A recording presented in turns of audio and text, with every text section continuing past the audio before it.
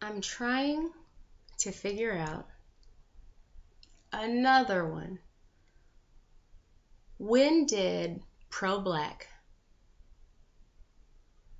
start meaning anti-white? When did speaking up on black history in America become racism towards white Americans? When did Black Lives Matter become white lives are less important and don't matter? Because it seems to me that people are going out of their way to put words in people's mouths so they can ignore the situation at hand. If white lives matter, even if we're equal, and that's it, that's the only way to see it, a black person saying black people are better would not offend you. It would just make you see somebody as a bigot.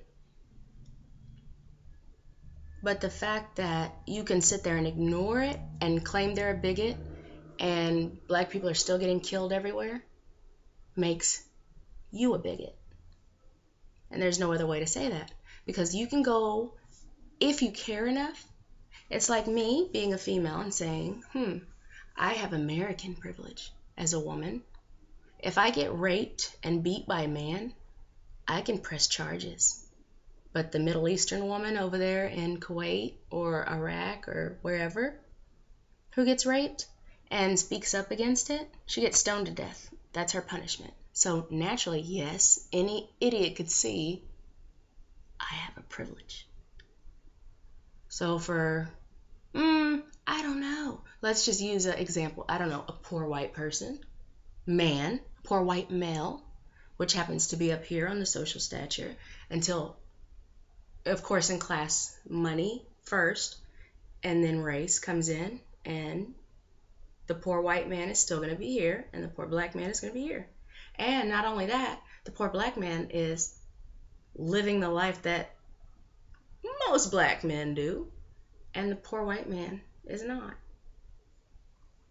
So it's going to be very easy for that poor white man to understand all the things he goes through, especially if he lives in a black hood. He's going to get that.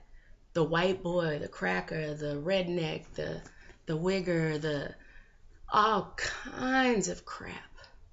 And he's going to say, you know what? I went through all this. I got jumped by these black people. I got beat up by these black people. I got treated this way by these black people. And that's going to show him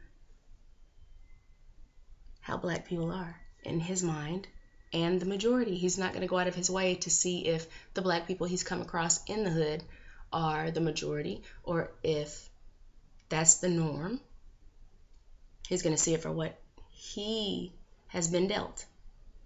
And I'm not saying that's wrong, but it is ignorant because it's unfair to judge any group of people by your life and the type of people that look that way that you had encounters with, especially whenever you come into play and you had something to do with the things or the history behind it or their parents raising them a certain way had something to do with it. These are the things that we always put into play whenever a white dude runs over some kids and kills them while he's drunk and he's just not prison material,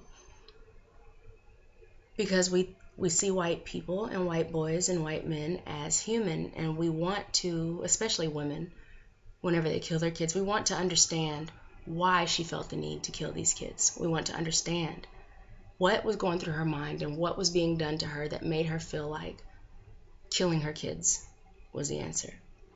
And when it comes to black women, they're animals. They're angry. They're bitter. They never think of what put them in the role of the animal or what pissed them off in the first place. It's just, there's no excuse for this. She's wrong. He's wrong. They're wrong. He got killed, shot by cops. Who cares? A thug deserved it. And that's the issue that I have.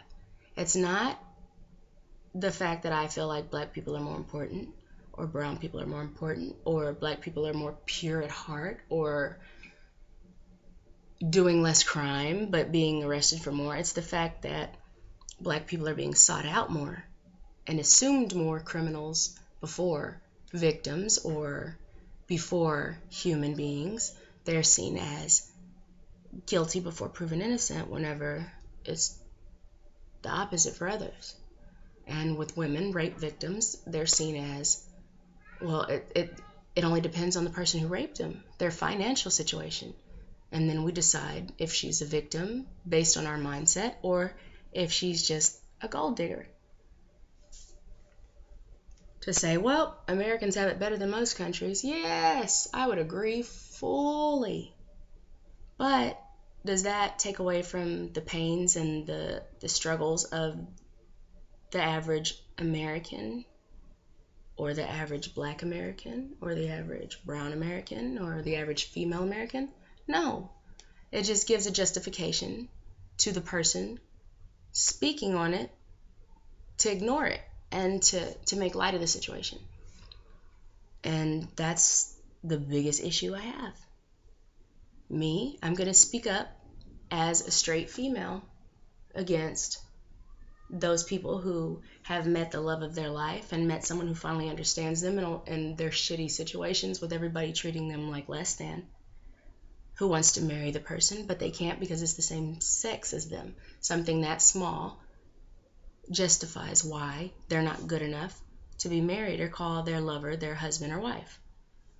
That's wrong. The same way that it was for black and white people to get married and people telling them that it was illegal. That was wrong. Anytime that you hold somebody back from loving the person they want to love, loving themselves the way they should, or being who they are in public, it's wrong. It doesn't matter if you're shaming somebody for their nappy hair, their black skin, their ability to pretend they're not gay, their whatever. It's wrong. Humans, not even once.